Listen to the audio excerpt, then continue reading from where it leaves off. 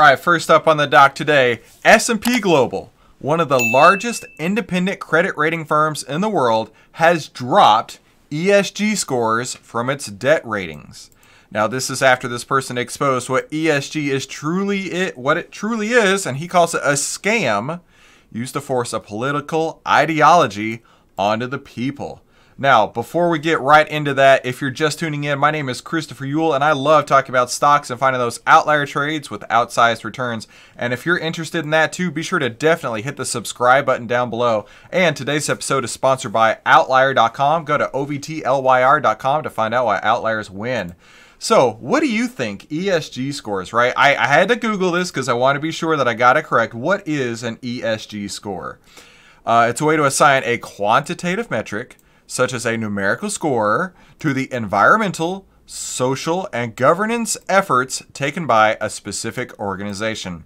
ESG efforts have become increasingly important in recent years as awareness around the topic has grown. So what they're saying is that the ESG scores have been dropped from S&P Global's independent from its debt ratings. That's what I was looking for. So tell me in the comments down below, what do you think about this? My personal opinion is, and I've listened to a lot of things, and you can lean one way or the other as far as your political spectrum. But I was reading the article, which is now paywall blocked, which is so dumb. But in fact, let me scroll down just a little bit. Here it is. No, this is what I want to see.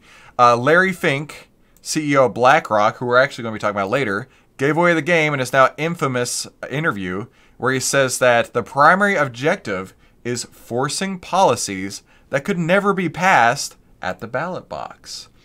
So that's kind of an evil way, right? An evil way to get your ideas out there.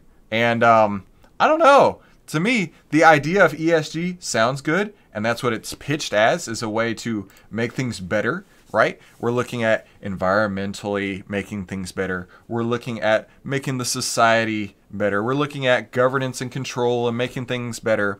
But when Philip Morris, who produces cigarettes, has a higher ESG score than Tesla, who produces electric cars, we got something broken here, right? I don't have all the stats in front of me, but I do know that the fact that the longer this has gone on, the more holes have been broken into ESG, the more people are waking up and realizing the fact that this is not actually making things better. In fact, overall, this could be contributing to what we're calling the culture wars, right? You've got one culture who's all about a different lifestyle. I'm going to put it that way and leave it there. And then you've got another culture that's focused on the family, focused on maintaining traditional values. And it's really causing a lot of disdain out in the societal pressures out there.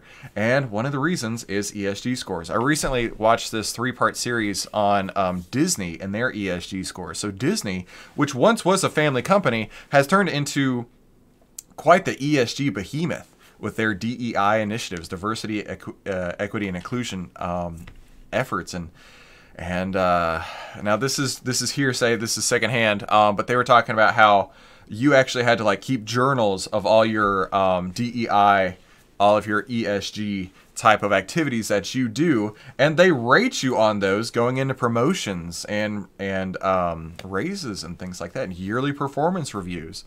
And if you didn't have a notebook full of activities that you did, it actually worked against you, right? We're not focusing on companies making the best choices in regards to their stockholders, in regards to their employees, and in regards to making the best company out there. No, we're focusing on appeasing the ESG scores. And in my opinion, I think this is a good thing that ESG scores have now been dropped from S&P Global, and hopefully they'll be dropped for more. But I really want to know down below in the comments section, let me know what you think of these ESG scores, right? So there's a lot of people with a lot of comments out there, and like I'm just going to scroll through several of these here, right? There's a lot of people with a lot of very, very, very strong opinions on ESG scores, and I'd love to hear yours. Good morning, Rudy. Glad you could tune into the live episode. So like I say, down below, Let us know in the comments what you think of these ESG scores, and also smash the like button. That lets us know and the YouTube algorithm know that you like these type of videos.